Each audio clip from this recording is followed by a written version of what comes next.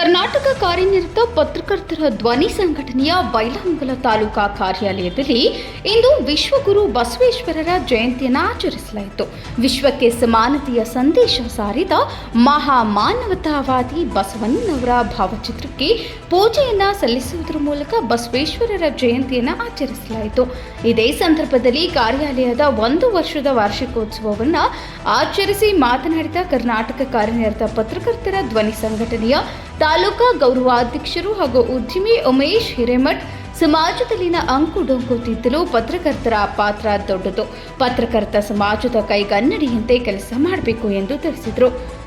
ನಂತರ ಮಾತನಾಡಿದ ವೇದಮೂರ್ತಿ ವೀರಯ್ಯ ಶಾಸ್ತ್ರಿಗಳು, ತಾಲೂಕಿನಾದ್ಯಂತ ಒಳ್ಳೆಯ ಕೆಲಸ ಮಾಡುತ್ತಿರುವ ಪತ್ರಕರ್ತರನ್ನ ಸರ್ಕಾರ ಗೌರವಿಸಬೇಕು ಹಾಗೂ ಅವಿರಳ ಜ್ಞಾನಿ ಬಸವೇಶ್ವರರ ತತ್ವಾದರ್ಶಗಳನ್ನು ಎಲ್ಲರೂ ಮೈಗೂಡಿಸಿಕೊಳ್ಳಬೇಕು ಎಂದು ತಿಳಿಸಿದರು.